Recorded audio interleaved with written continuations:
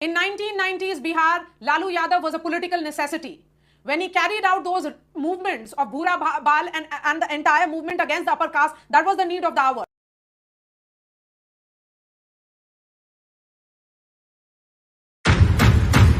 दोनों खत्म हो गए।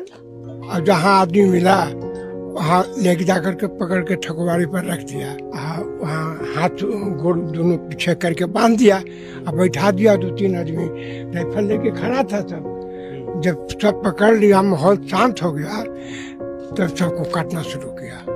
34 लोगों को काट दिया गया था और 18 मार्च 1999 की कहानी है।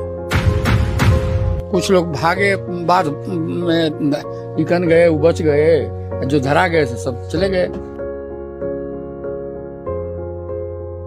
पुलिस बिका हुआ था, सबको गर्दन काटा, पेट काटा। राबड़ी देवी थे मुख्यमंत्री उस समय, जिस समय नरसंहार यहाँ हुआ था। जान बचा लियो खाली कैसे। एक एगो बेटा हलो, टुकड़ी टुकड़ी बाबू काट के अब बिक दिल को। सब लालू के कर्मा था लोग। और अंतिम में 10-11 लमसम में सबके काटना शुरू किया, पकड़ के बचाने वाले के क्रियाक्रम भी कर पाए लोग। लालू यादव जिंदाबाद और राबड़ी वाली जिंदाबाद, यह बोल के नारा निकल के बोल के चल गया, मारते काटते चला गया।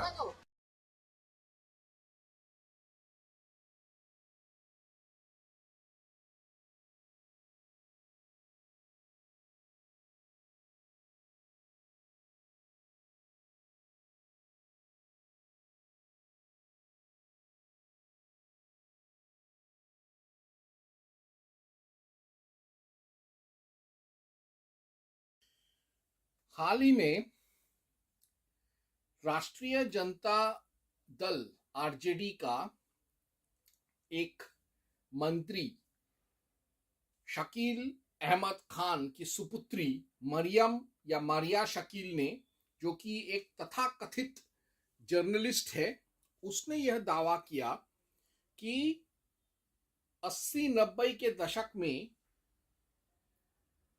लालू प्रसाद यादव ने जो मुहिम शुरू किया था, आंदोलन शुरू किया था नरसंहार का, भूरा बाल साफ करो, यानी भू यानी भूमिहर, रा यानी राजपूत, बा यानी बामन ब्राह्मण और ला मतलब लाला, यानी सवर्ण जो हैं, उन सारे सवर्णों का नरसंहार करने का जो कैंपेन शुरू किया था लालू प्रसाद यादव ने, Maoist Communist Centre Shahabuddin Sheikh और दूसरे आरजेडी के गुंडों के साथ मिलकर उसका उसने समर्थन किया है।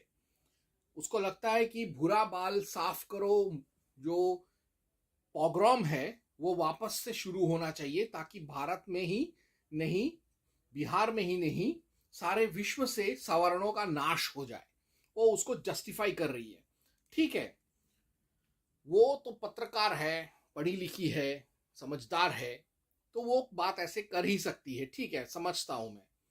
तो यदि हम ये मान लें कि भूरा बाल साफ करो, ये जो आंदोलन था ब्राह्मणों, क्षत्रियों, भूमिहरों, राजपूतों, बनियों,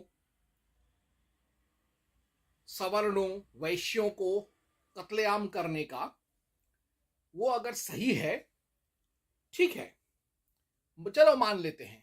तो अगर मारिया शकील, तेरे हिसाब से भूरा बाल साफ करो मूवमेंट सही था, तो फिर जो गुस्ताखे रसूल की एक ही सजा सर तन से जुदा मूवमेंट करते हैं, उनको भी मारने का, उनका भी नरसंहार करना जस्टिफाइड है। जो लोग आई लव मोहम्मद कैंपेन के नाम पर पूरे भारत में दंगा भड़काने की कोशिश कर रहे हैं, उनका भी नरसंहार, उनका भी जेनोसाइड तो फिर जस्टिफाइड है। जो लोग भारत में रहकर जवाहरलाल नेहरू यूनिवर्सिटी में भारत तेरे टुकड़े होंगे इंशाअल्लाह इंशाअल्लाह बोल रहे हैं, उनका भी नरसंहार होना चाहिए।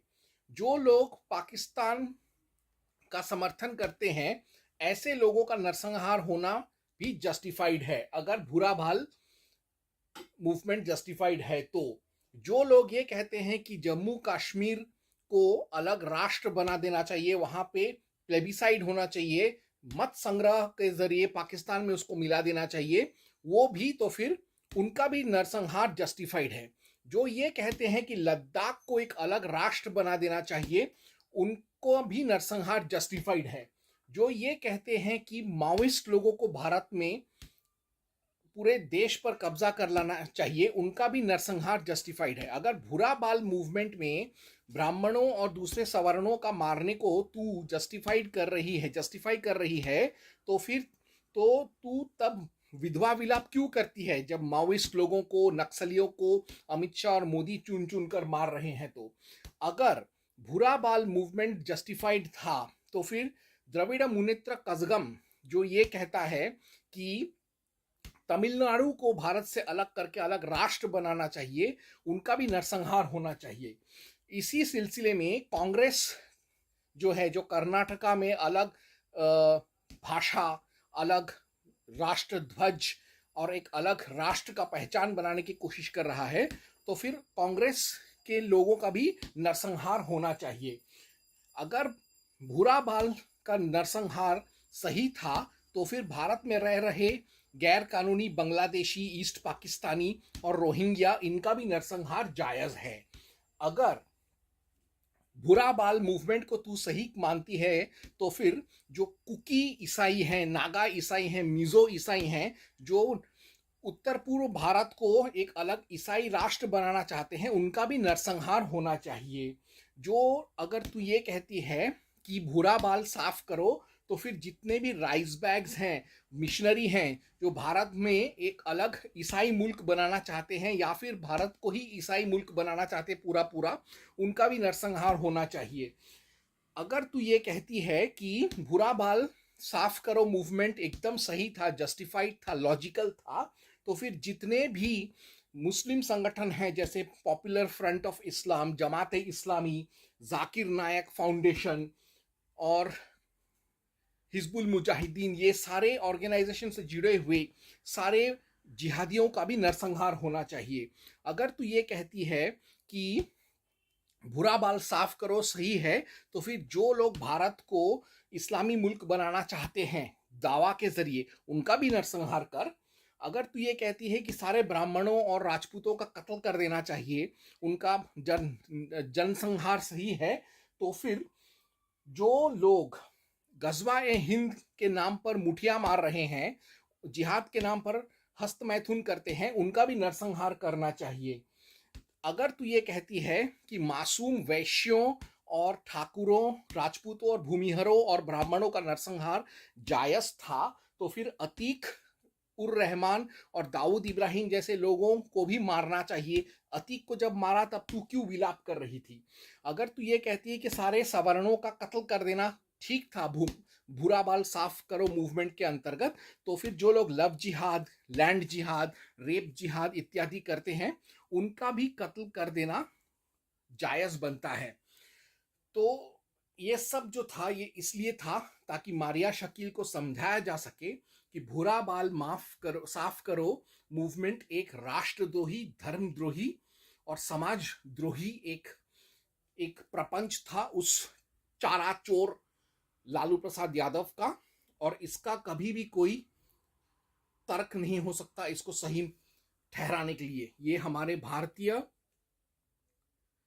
इतिहास के नाम पर एक कलंक है। अगर भूरा बाल साफ करो मूवमेंट सही था तो फिर भागलपुर में जो गोभी के खेत उगाए गए थे वो भी बिल्कुल सही मानना चाहिए तुझे। समझ में आया?